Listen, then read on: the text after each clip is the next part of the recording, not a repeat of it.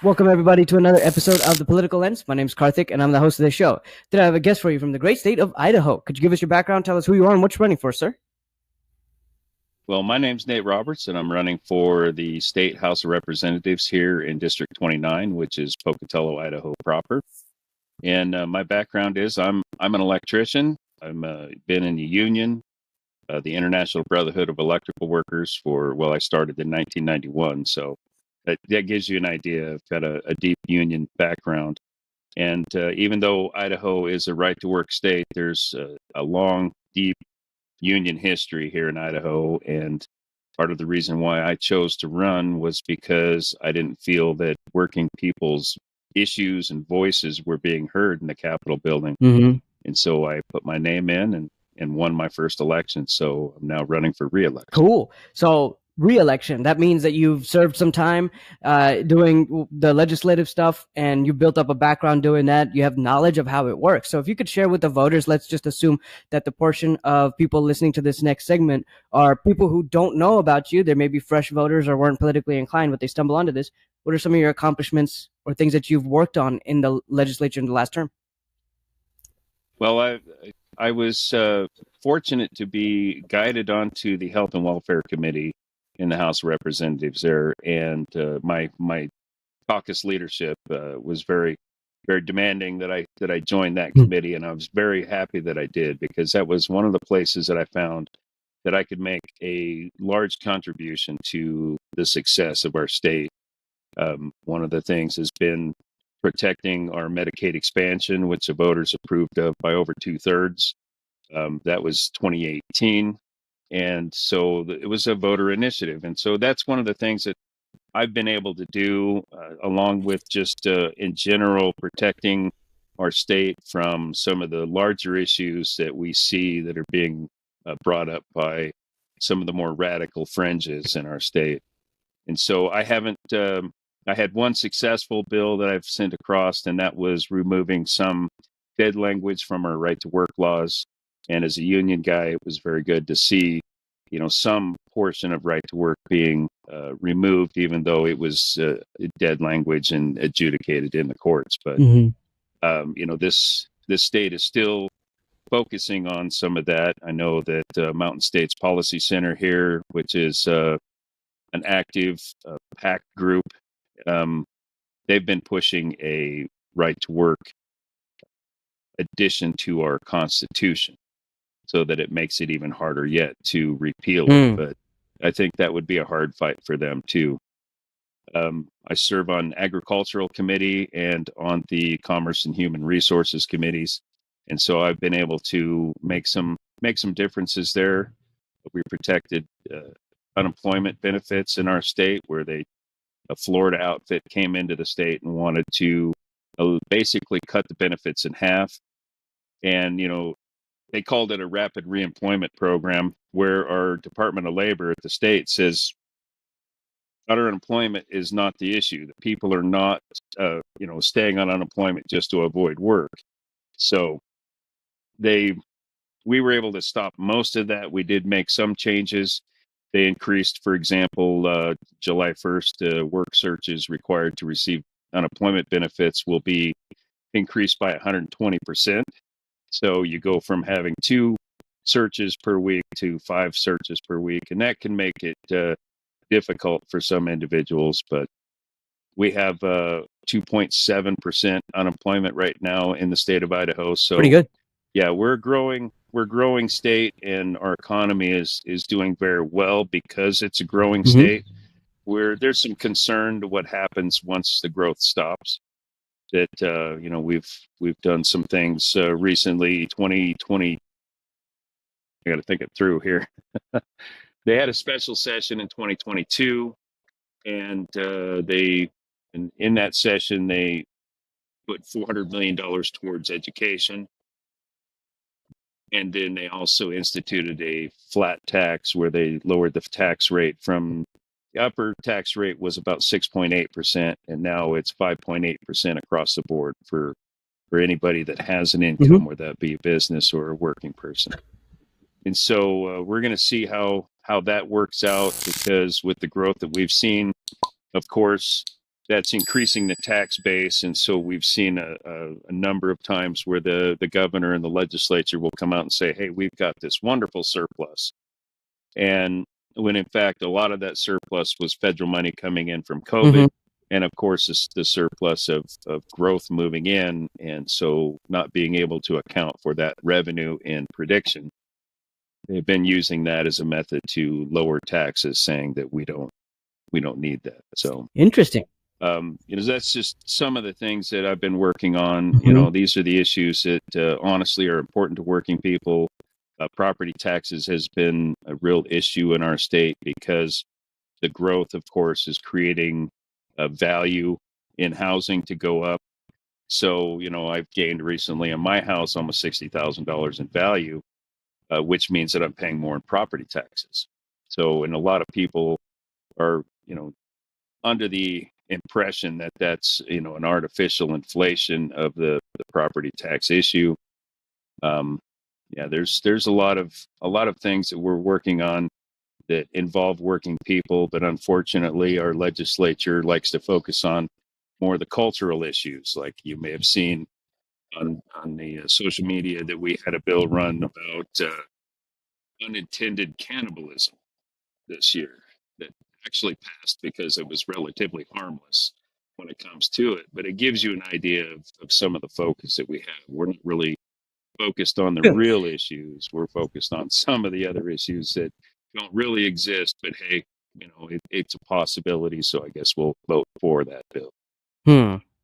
Yeah, like I want to touch back to the the financial thing real quick, which is the surplus. And I think it's important for voters to understand the context, even for myself as well as we go into the conversation, want to have the proper information and data to make these subsequent questions. So I'm assuming, based on what I'm hearing from you, that it's not actually a surplus. It's just miscounted because they weren't factoring in the federal funds from COVID and other forms. So they made a permanent decision to make the flat tax based on a temporary influx of funds from nuanced situations. Am I understand that correctly? Well, it's the old adage, right? You never don't miss an opportunity, Sure. to use something in your benefit. Mm-hmm. And I think that's what's happened is they saw this surplus as an opportunity to say, hey, we can cut taxes because this surplus makes it obvious that we're bringing too much in. But my first campaign, I talked about how the state of Idaho was not paying its bills. And, as a working guy, if you're not paying your bills, your bank account looks great. Looks like you've got a surplus. But eventually somebody's going to come Mm-hmm. and want their money for the bills that you owe. And so the state of Idaho has gone many years. As a matter of fact, 2005, there was a lawsuit that was heard by the Idaho Supreme Court regarding the state being responsible for our school system in full. And so our state constitution clearly states that the legislature is responsible for a public school system. But they had not been funding that school system to the point where we had almost $1 billion in backlog of school facility maintenance. And so in, I want to say April of 2023, one of our high school gyms here in town burnt down because, in essence, there was an electrical fault Mm-hmm. and the fire alarm system had been set to a trouble mode because they were waiting for a part to replace in the fire alarm system. So the fire alarm did not go off. It did not call first responders. What system did work to notify that there was a problem was there was an alert system on the cafeteria freezer that alerted one of the cafeteria workers that the temperature in the freezer was too high. So the cafeteria worker showed up to find out why and found that the building was on fire and called the fire department. Yeah.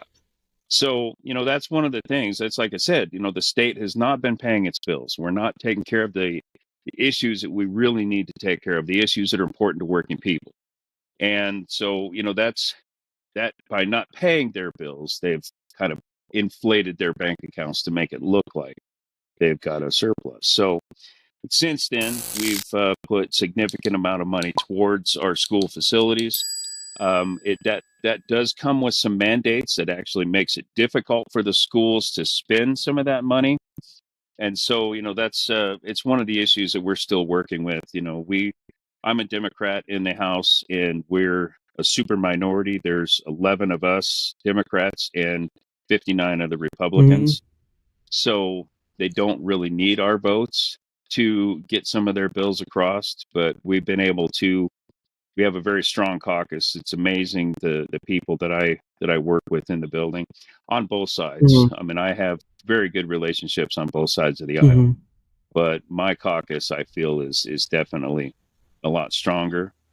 Um, but yeah, so that it's one of the things that we're still working on is making sure that the state's paying its bills accordingly, rather than just the typical austerity movement that we've seen since the 1980s with, that's trickle down economics theory, where our state is clearly living in trickle down Hmm. economics. Interesting. So I'm very grateful to hear that you've been researching this, you've been following this, and you're actually actively involved in this. Of course, you're in office, so you're kind of expected to. You were voted in for that. So Yeah, there's some responsibility there's that some comes there. responsibility. You got to be accountable for the people who are betting on you, but also that is exciting in the sense that even though you're a super minority, that's 1/6 of the legislature you hold, but you're mentioning that you have a strong caucus, strong team of individuals, and it sounds like you are obviously the people's choice of your district because they voted you in. So what are some of the things from a campaign standpoint? Like we talked about your successes being in the legislature. Now let's talk about the campaign. What are some of the things? Is there some of the same issues rolling over to the next term, or is there going to be new issues? Well, there's not necessarily a new issue, but it's definitely become an issue of interest, and that's healthcare, and specifically women's Mm-hmm. healthcare, reproductive rights.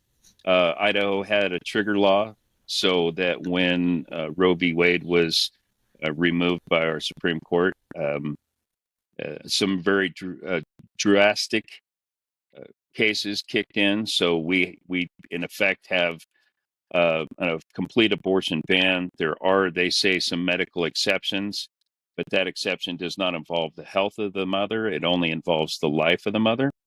So doctors in our state struggle with at what point in time do they have to act in a manner that may be considered breaking the law for Mm-hmm. them.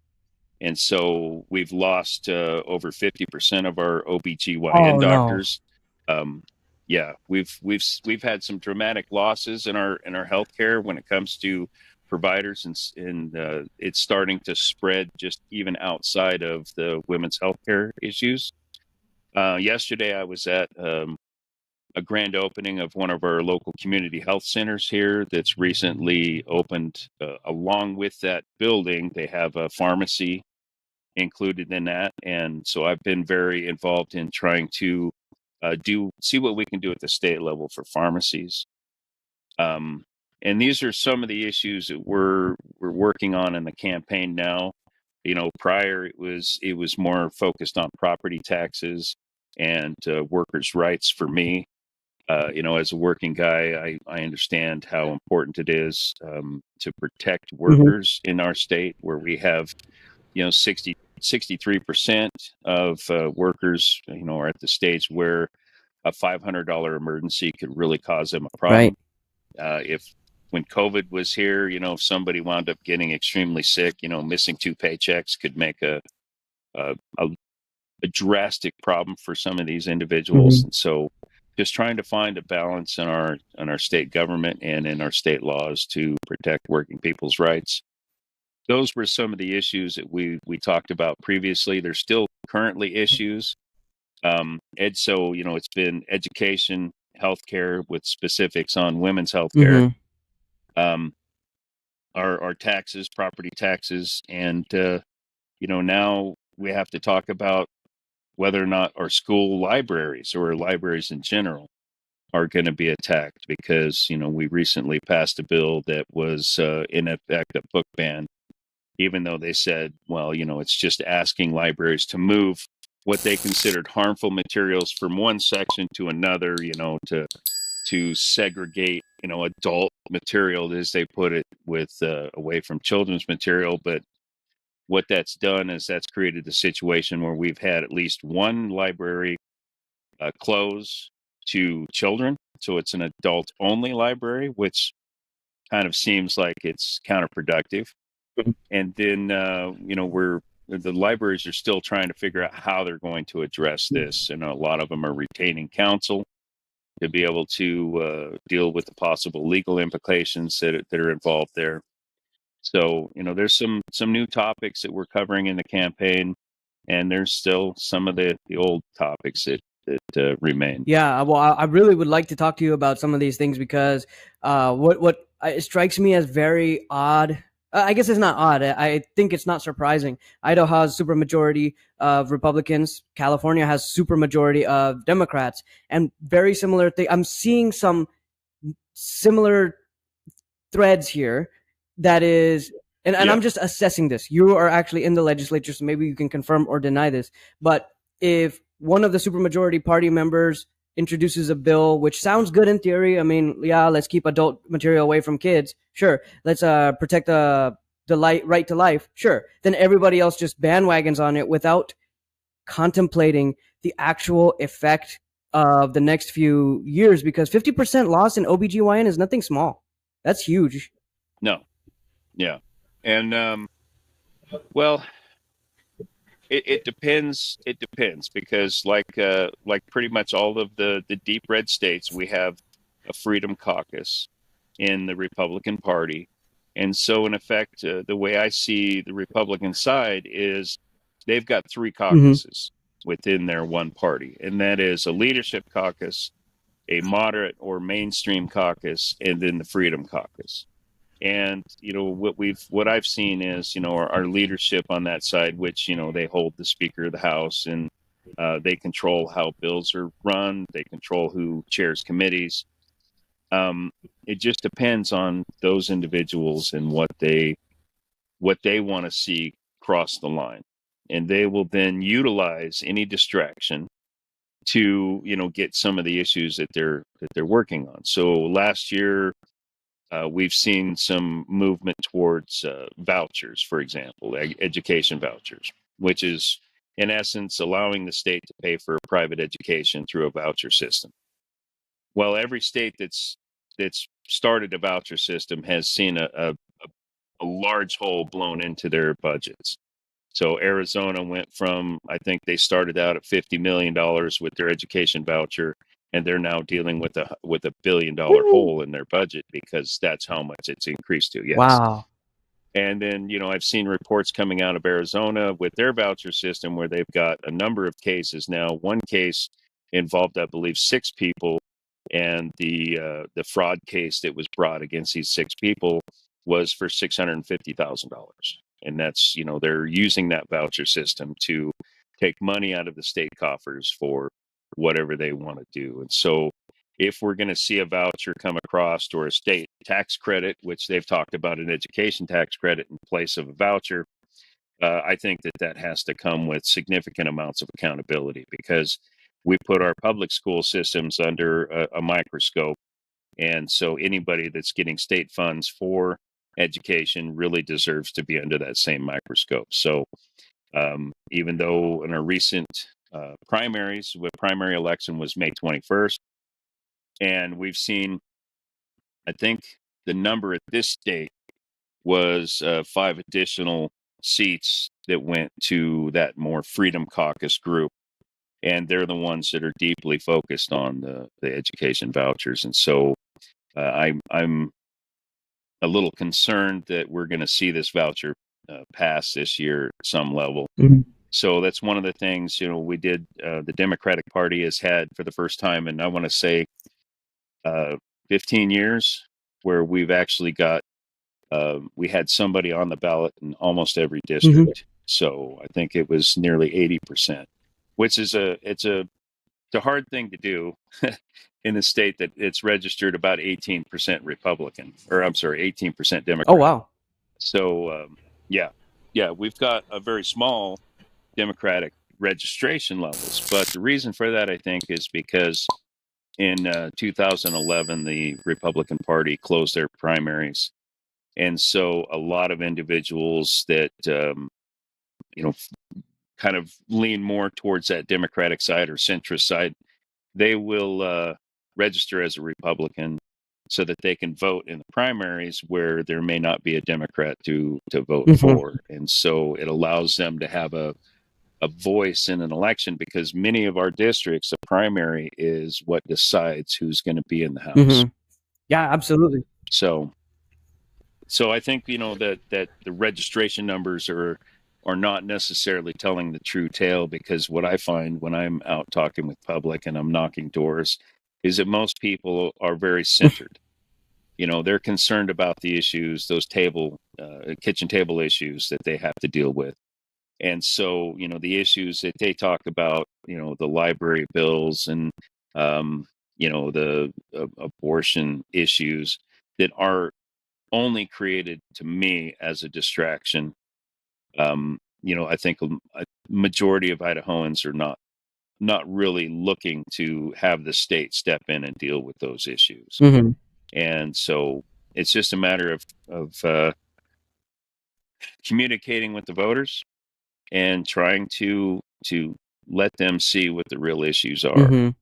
Yeah, and when it comes back to that, the women's health care and the freedom of choice and things like that, again, I'm like hung up on that 50% loss, over 50% loss in OBGYN. The reason is because my wife's currently pregnant with our second son. He's due next month. So this is something like we're dealing with in real time. Now, we are personally pro-life, but that doesn't mean we're pro-life for everybody else. That's neither here nor there. Right. But I just can't imagine. I mean, we're in a big city, so we may not be affected, but let's say somebody 30, 40 miles west of us, if half of the OBGYNs in the state of Texas were to up and disappear, then let's just bring it back to the Idahoans. Maybe you guys are facing this in real time. It's not just about abortion. These are the same doctors who are delivering babies. So where are these babies getting That's delivered? right. And then like there's a That's lot of right. other things that OBGYNs also do, and that's a major access to healthcare for a woman's health, regular health that is no longer available. Like that, the damage is done. So what can be done at the state legislature? Like, can you be the voice of reason and be like, hey, look, we lost half our doctors for OBGYNs. You guys need this. We need this for new children to be born here and grow the economy and grow our state. What, like, can you be the voice of reason? Can you bring something to the table? There's Yeah, well, and we do. I mean, all the leadership for the Democratic side in both the Senate and the House are female. We have actually there's um, my sitting state senator is a leader in the Senate. He's assistant majority minority leader, and then in the House we our caucus chair Ned Burns, but our leadership and a large portion of our caucus is female, and they're amazing people to work with.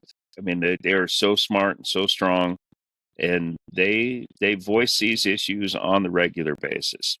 One of my fellow caucus members, Brooke Green, excuse me, um, she was trying to run a bill this year to protect in vitro fertilization (IVF), and they wouldn't even allow it to have a committee hearing. So she had to introduce that bill across the clerk's desk so that it would be read once and it would receive a bill number. And, when she stood up to speak to why she was doing that, introducing that bill in that fashion, there was a bit of uproar, shall we say. There were some people that objected to her speech. So it's again that the fractions is part of that three-headed Republican caucus. Um, there's a large portion of those individuals that understand that you can be pro-life and still support a Roe type of abortion allowance in our state to allow for the health of the mothers. You talked about you and your wife expecting. My son and daughter-in-law are expecting. It's our first Nice. grandchild, And so, yes, very a granddaughter. They live near Sandpoint, Idaho, and that's Bonner County. That's North Idaho. Bonner County had to close their obstetrics division in their hospital because they didn't have a doctor to really be able to serve. Plus, they are concerned about the legal implications of providing women's health care or reproductive health care in the state. So, and then we've lost another obstetrics unit in Western Idaho too. So we've already had two units close.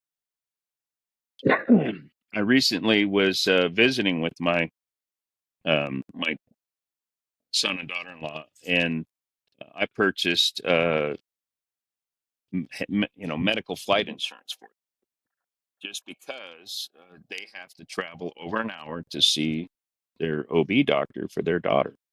So I wanted to make sure that if anything happened, that if there was a car accident or something like that, that they were covered, that they could, be able to go to Washington or Montana and receive the care that's possibly needed. Mm-hmm.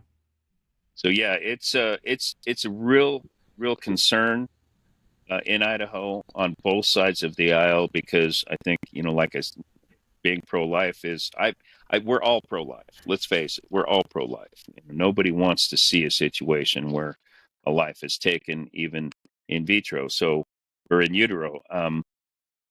But there's circumstances that you have to allow for, and we have made tremendous medical achievements throughout history, and we're reached a point now where we can protect the life of a mother and the life of a child.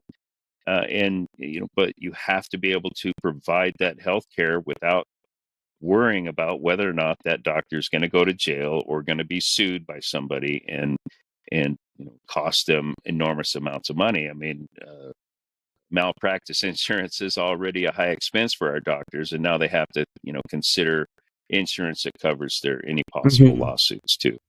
Yeah, and I definitely do believe that this is a unifying topic among women in general, even families, regardless of political affiliation. I have a friend of mine, close friend of mine. She's very strongly Republican, but when it comes to those type of issues, she's very outspoken and is like, nobody cares about women these days. Like women always get uh, put on the back burner. So she's very vocal about that, and she's constantly informing and reminding me because we have a podcast, so I'm up to date on these things. Well, and I can tell you, I feel that there's that I call them the Mm-hmm. fringe, a fringe group um, that really would like to see the entire 20th century of achievements when it comes to social and personal protections to be repealed. They would like to take out that the 17th Amendment. I mean, I've had my last opponent talked about removing the 17th Amendment, which allows for the direct election of senators. They wanted to go back to where the legislature appoints a U.S. senator, and that would increase. I mean, the reason why that went away was because of the corruption that was involved in that. And that was actually a case brought from Montana in the early 1900s. Um, and of course, there's been a number of times where individuals from that side of the aisle will make statements that they don't believe that women are, to be out of the kitchen or even be allowed to vote. So, and top it all off, this year in the Senate, um, they introduced Senate Bill 1300, which would have repealed a large portion of child labor law in the state of Idaho. And these are battles that were fought in the late 1800s and early 1900s. One of my heroes that I look to was Mother Jones. So Mary Harris, commonly known as Mother Mm-hmm. Jones, was considered the most dangerous woman in America because she would go city to city, town to town, mine to mine, and encourage working people to stand up for themselves, to create their own union and work together to better their lives. And one of the other things that she really worked on was, the child labor, getting children out of factories and into schools. And I mean, she went to great lengths, even walking from West Virginia to New York to have a conversation with then President Teddy Roosevelt. Um, and so to see some of the things that group would like to do, I find um, it just so un-American, Hmm. honestly. To take away rights, to take away things that have improved our country dramatically, just because they think that they could do it better on their own.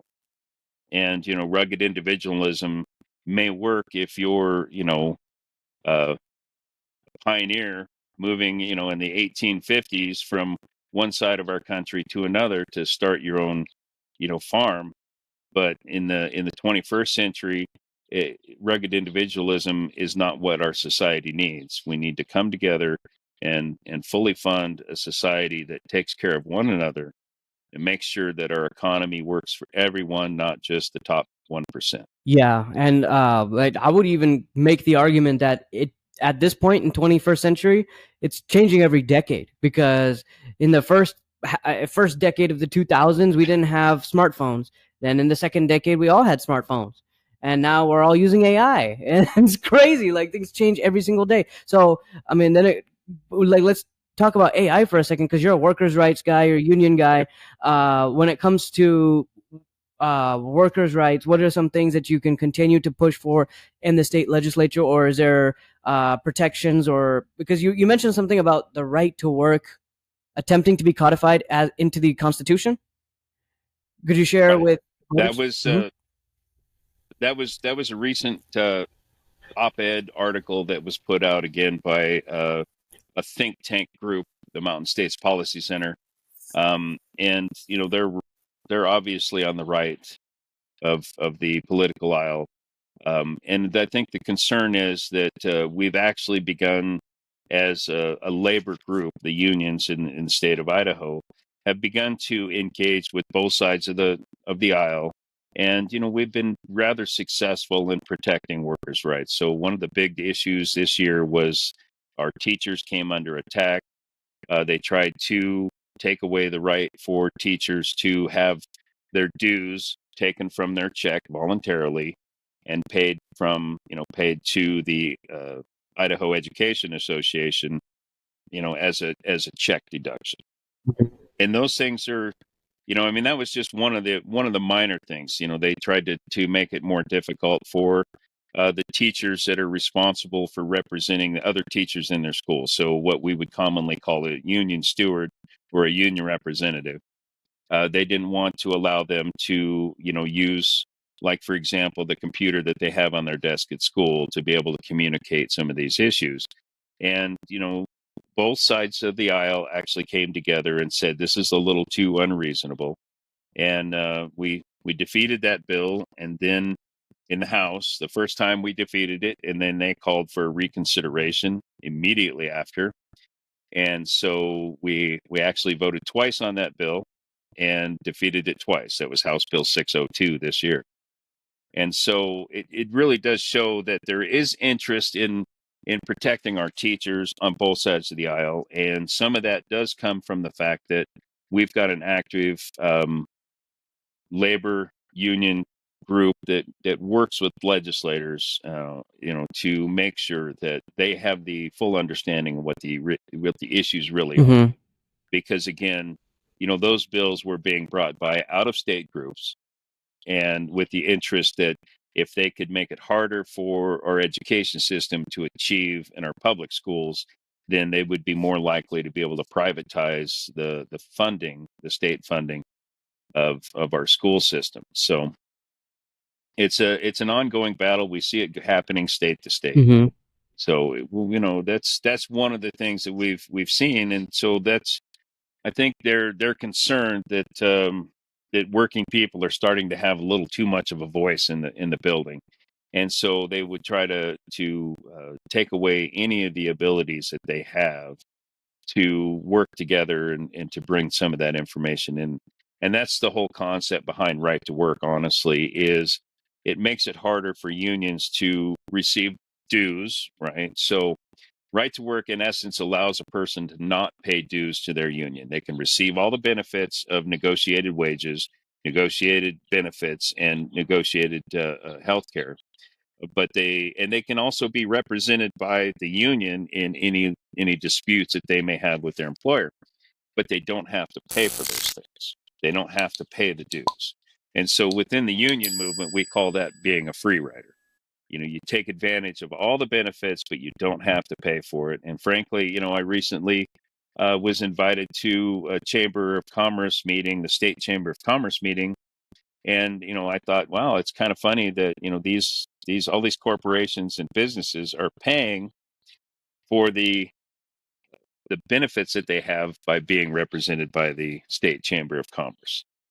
And if they were not paying, they would not be involved in the State Chamber of Commerce. So um, we'll have to see how it all works out. But there's things that I'm working on. I'd like to see, um, especially when it comes to our lower end of our socioeconomic ladder. I work very hard on keeping Medicaid expansion operational. Been working very closely with our Health and Welfare Department and Medicaid division to try to make sure that doctors have an opportunity to work with the patients rather than having to follow a protocol that's given to them by either our department or Medicaid or a private insurance company that may be involved in Hmm. that. Just because with the value-based care, we see better outcomes for the patient. And in the long run, the better outcomes we have for our patients, that means we can reduce how much our state Medicaid is actually costing us. Hmm. So, and it's those are some of the working issues. Again, protecting unemployment benefits, which we're an agricultural based economy for the most part, and so some of those workers wind up utilizing the unemployment system during the off Hmm. seasons. We when we dealt with that, there was a logging community that came in and spoke about the need for the unemployment process that they have in place, because many loggers, when they finish one project in the forest, they will be moved to another, but there may be a delay of a couple of weeks, or if the weather turns on them, or if there's a fire in our forest, then they're pulled out of that, and they may have to go on unemployment just for a few weeks to be able to make it to the next Hmm. job. And so um, yeah, there's I think there's quite a bit that we can do. Recently, I saw that the U.S. Labor Department had filed a penalty against a local restaurant just a few miles from me for wage theft. In essence, they were working individuals and not paying them appropriately. They were taking some of their tips, and in the long run, it was $239,000 was the fine that they placed on this restaurant. Because of the lost wages, and a lot of that is returned wages to those individuals. I think that we need to, that's the number one theft that occurs in the United States is wage theft, Hmm. and that's something that I'm very happy to see our U.S. Department of Labor start to aggressively go after for a change. But I think there's a lot more we can do here in our state too. So there's some of the things that I'd like to work Yeah, on. that last thing you just mentioned, which is wage theft, like to me, because we run a business, we have 60 plus employees, I'm like trying to contemplate, isn't it, to me it makes no sense, first of all, to take money out of the employees pockets, because they're literally helping us be in business, bring more customers, have relationships. The happier the employee is, the happier the customer is. I noticed that there's a direct correlation to Right. the level of repeat business with how happy the employee is. So from that perspective, like there's a very huge incentive. If what we have done actually is tie a bonus incentive structure to where the better the performance, the better the bonus. So like to me, just from a capitalistic perspective, it just makes so much sense. So It does. yeah. I mean, honestly, I mean, it's funny because that same Chamber of Commerce group, they rank bills like many of the entities do now. When we're voting on these bills, they will give that bill a ranking on how that benefits them. And in the long run, I scored very high with that group. Unintentionally, I had no idea that, I didn't pay attention Hmm. to that, but I scored very high with them, and I had to make a point with their president. that, it's amazing that a union guy can be so good for Mm-hmm. business. And, most people think that union business relationship is very, you know, uh, aggressive. But honestly, workers, we want the businesses we work for to be very Mm-hmm. successful. And to come along with that, we would like to share in that success. And that's honestly the very basic level of what the union business relationship should Mm-hmm. be. But what we see is, this continued consolidation in our business Yeah. world, monopolization of certain networks and portions of our Mm-hmm. economy that and frankly, since 1983, when we saw the change of corporations being able to buy back their stocks, because prior to 1983, it was considered market manipulation and it was illegal.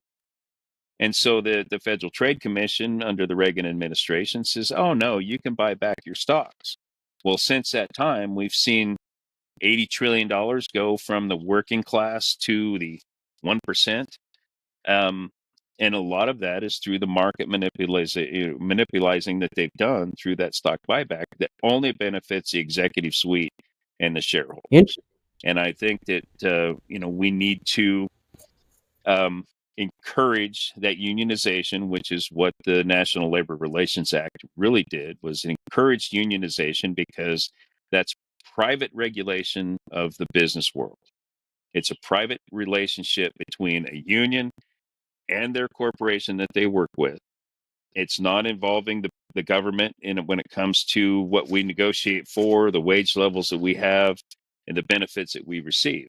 And even so, I'm an electrician. I came through an apprenticeship, and that apprenticeship was a private education system. It's paid for by the journeyman electrician that pay their dues, and it's paid for by the corporations or the contractors that we work for. We share the work and the payload of that system. So it's really apprenticeships. Now you're starting to hear everything about apprenticeships. As a matter of fact, here in the state of Idaho, um, apprenticeships have been, this whole new word in the in the well, state that's of good. Idaho.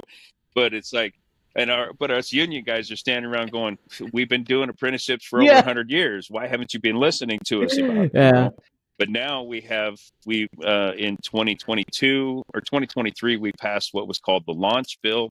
The governor pushed this. It's $8,000 benefit for graduating high school students, and so they can apply for this grant and receive it. And if it's focused on career technical education, and it's worked through the workforce development program and the Department of Labor, so that those jobs that we're critically in need of in the state of Idaho, those become the Mm-hmm. focus. So a lot of trades, a lot of medical, right? So we get a lot of nurses coming through that. In the state of Idaho, and I think nationwide, we really suffer with the lack of home health care Yeah. providers for our elderly and our Mm-hmm. disabled individuals. And when you hear the stories of what families go through to find a provider, it's heartbreaking. I mean, it literally brings a person to tears to hear some of the stories that they tell you, because there's nobody there to help them. And those people that are there to help them actually wind up on the state social safety net, because they themselves don't make Mm-hmm. enough for health care. They don't make enough to buy the food they need or the housing that they need. And so there's a lot of work to be done in the state of Idaho. And frankly, if they would allow the unions to come in and do the work that we want to do, it would benefit everybody, our businesses, our employers, and our state at every level, because we could widen the tax base.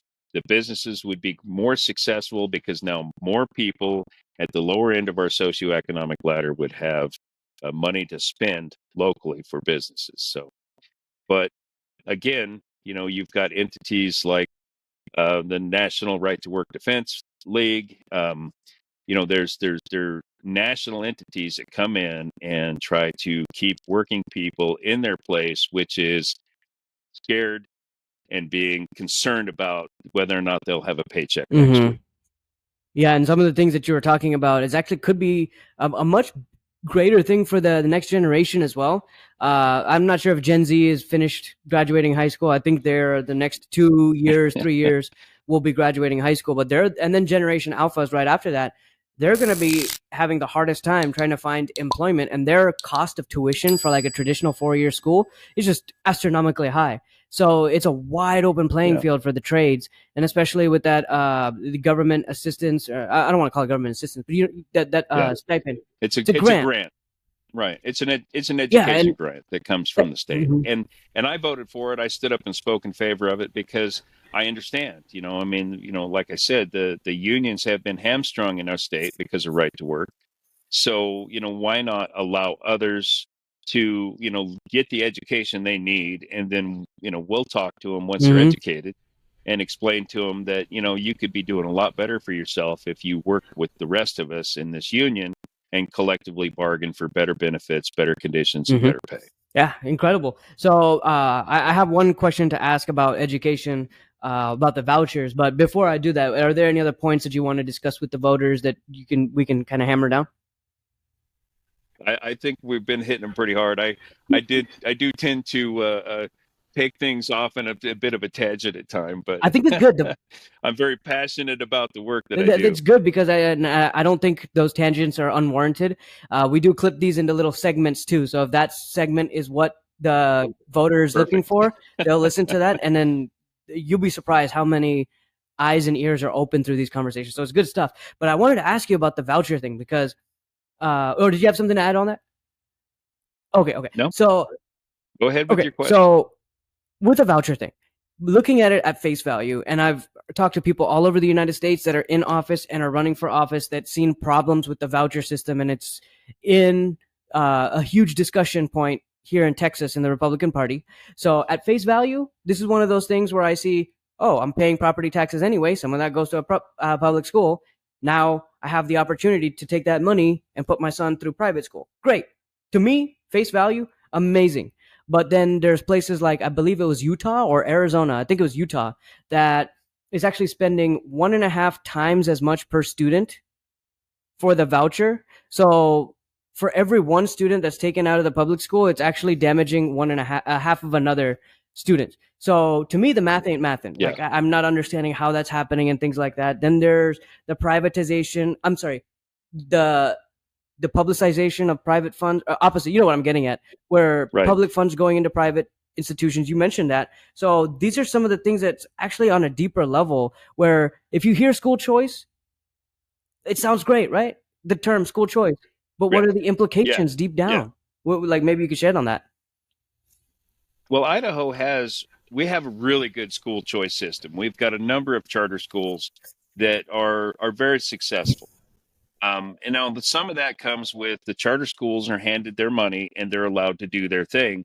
Where our public schools, they get handed money and they're told, well, you have to spend it on this item, this item and this item. And if you can't spend it there, if you don't need that, then you don't get to spend that money. And so the private school voucher issue, really, Idaho is a majority rural state. I live in Pocatello. I think we're the fourth largest city at 56,000 people. Um, there's a lot of Idaho that is not going to have a private school nearby that they can send their kids to. And a lot of this really boils down to the movement that we have in North Idaho, um, that is focused more on a religious education, and they're trying to find a way around the point. And that amendment says that the state cannot fund religious education or religious institutions. And so they found in other states, and I think Montana may still be fighting that in court, where the state basic or the courts will say, well, if you're funding this private school, then you have to fund this private religious education also, because there's an equanimity there. But the vouchers are, as you mentioned, the math doesn't add up. And if you look at it just mathematically, if you take all the emotion and the fervor out of the issue and look at it mathematically, it's not good for our state. it's going to hurt us. It's going to hurt our budgets. And back in 2008, when that financial crisis happened, they had to do deep, deep cuts in education at that time because our revenues did not cover what we needed. Um, and frankly, some of those cuts were just starting to recover now. So it's taken, you know, 15, 16 years to get to a point where we're actually starting to say, oh, we've got money now, let's put it back in our public education system. But like I said, that a lot of that money comes with a mandate that tells them you can only spend it for this. And if you don't have that need, then send it back to the state. And so it's there's the voucher system is gonna hurt our state, plain and simple. Whether that's a tax credit or an education voucher, it's going to take funds out of our state that would do better providing for our public education, or for that matter, our roads, our bridges, infrastructure, um, river cleanup. I worked at Idaho Cleanup Project, which is part of the Idaho National Laboratory. That's federal funds, but just up the road from us, we have a Superfund site where the taxpayers are picking up having to clean up the environmental damage that was created by a company in the 50s. And so we see a lot of this, um, and the education vouchers are going to harm pretty much every level of our state if they come through. And frankly, like I said, the way the primary elections went, I'm deeply concerned that we're going to have a battle on this, and it's just going to be a matter of whether or not we've got enough of the moderate individuals that actually reason through. They take a look at the math and they go, "Oh, you're right, the math doesn't work." So it's a lot of discussion work, and that's a lot of the work that the Minority Caucus does, is having discussions with individuals behind the scene just to be able to cover the real issues that we talk about. And that's why I think we've been so successful. Is I serve with very smart people. There's a number of doctors. And when I say doctors, I mean a doctorate of education, a doctorate of public policy. Um, we lost our doctorate of pharmacy. She passed away, Sue Chu. So I mean, it's amazing the people I serve with, and I'm very privileged to be a part of that, and to be part of a small group that can actually stand up and fight for what's right in Idaho. Yeah, and that's a very important point that you bring up, which is the damage that it can do to have these programs and things. One thing that I want to intellectualize, and I think especially for the moderate and the intelligent voters that want to know these things, they would come to question. This is one thing that I'm questioning: what motive? Who benefits from the religious private schools all across the United States? Like, I don't know if they're all working in tandem. I don't think they are. And I don't think that missionary work, religious work, especially in the Christian faith, would be too kind on making loopholes and skirting the systems to kind of push the agenda. So what is the rationale behind the religious schools trying to do that? Is there any, or is there a motive? Well, in 2023, we our first day of the session in 2023, a group called Idaho Business for Education brought in a gentleman from Indiana, and he talked about their school voucher system and how that's worked out. And what he said, in essence, was there was two people that benefited from it, and it was mostly the religious entities in the state, the diocese, as he put it, or private corporations that were starting some of the very few that were not religious based. It doesn't help the education system at all, and in the long run, it hurts other portions of the state because you only have a finite amount of money. We're not the federal government. We don't have a fiat currency in the state of Idaho. So, we have to work with the revenues that we have. As a matter of fact, we have a balanced budget amendment in our constitution that says we cannot, go into debt as a state. So if we don't have the money available, then, we have to cut funds, or, cut other sources that take those funds. And with the voucher system, that's what's going to happen. And again, this is, as I mentioned earlier, this is part of that same austerity movement, right? Where you cut taxes, saying this is going to benefit your economy. And then once you find out that, well, you don't have the same amount of revenues, then you have to cut Mm-hmm. services. And they never cut the services that benefit the corporations. They only cut the services that are benefiting those at the bottom of the economy, that lower level of the socioeconomic ladder, because those people don't have the money to donate to political campaigns. Mm-hmm. And very few of the times do they actually come into the building and voice their concerns. I mean, I get hundreds of emails a day through my legislative account, and a majority of those emails, honestly, are some of those more cultural issues that we see on social media. And it's not the issues that we really need to face in the state of Idaho. But yeah, I think if those vouchers go through, what you'll start to see is a lot of attachments of new buildings. They'll throw up what may look like a gym-sized building, and a church will use that to as part of the education program. But they will also begin to use that as their services, where they provide services for their religious services there. And then eventually that money is coming in to feed that, and they'll be able to add on to that building with, say, a nicer place to meet in for their religious meetings. And then and that's I think that was what I garnered from the gentleman in Indiana when he spoke on the issue, that they took advantage of state funds to make a really nice church. Mm-hmm.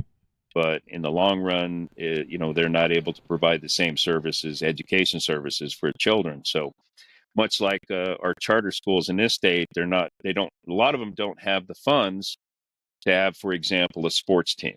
So a lot of the charter schools will send their students to one of the public schools to participate in football, baseball, basketball, volleyball. And that's where the charter schools kind of take money from the public education on the side too, because now that public school has to have a Mm-hmm. coach Mm-hmm. and the facilities and all of that. So and I think that would be one of the things that would really hurt if the vouchers go through, because what you're gonna lose a lot of sports in the state, where in some of the rural areas, the sporting events are uh, what brings the community together. And I'm concerned. I played football as a Mm-hmm. kid. I wrestled. I enjoyed it. That was part of being in high school. And for a public school to lose that Mm-hmm. because people chose a voucher system for private education, I think that's going to be a real crime. Yeah, that's one of the things that I'm learning these days actually is the importance of like I was never a team sports kind of guy. I played tennis in my middle school. So, but then my son and my 2-year-old and I recently started going to hockey games, and just like these local teams, not even the high school teams, but we're in the city. Imagine in the rural areas, that's the only thing you have is the school sports. So that I definitely can Yeah, not personally relate, but I can extrapolate my own experience to see how important that is. But yeah, we're coming to yeah. the end of this. But for the voters who've tuned in, I hope you guys have been able to get an objective idea based on the conversation that we've had on what it is that the policy stances are, how he went about achieving them. And Mr. Roberts is running again, obviously for re-election. So how he would either continue the work that he had done before, or introduce these new things that have been cropping up as more important as time has passed in the last couple of years. So with all that being said, I hope you guys get value out of this. Make sure to share this video with other people in the district to help them make the best decision for them at the ballot box. Every vote is important, and it's important to exercise our constitutionally enshrined inalienable right to elect who we believe is best suited to represent us at the ballot box. So you have any closing thoughts for the audience, to the voters? I love that last comment. Every vote counts. There was an election just north of us that was won by Mm-hmm. 2 votes. Wow. And yeah, 2 votes. Last year we lost one of our good moderate Republicans with 6 votes. I won my first election by Yep, I 112 saw that. votes. So it's that makes a difference, and your local elections are very Mm-hmm. important, because that's where the most work can be done for Mm-hmm. you and your family, is in your local and state Mm-hmm. elections. And presidential elections can be fun to debate, but honestly, it's your local elections that are gonna make the biggest Yeah, effect for you. So absolutely. get involved and pay Yeah, attention. that's wonderful. So with all that being said, make sure to check out the links in the description. It's going to be Mr. Roberts' website. Any social media links will all be there. Anything we've discussed information-wise will also be in the description. So again, sir, thank you so much for joining us. It was awesome having you. My pleasure. Thank you for the You're welcome. opportunity. So with all that being said, see you guys in the next one. Bye-bye.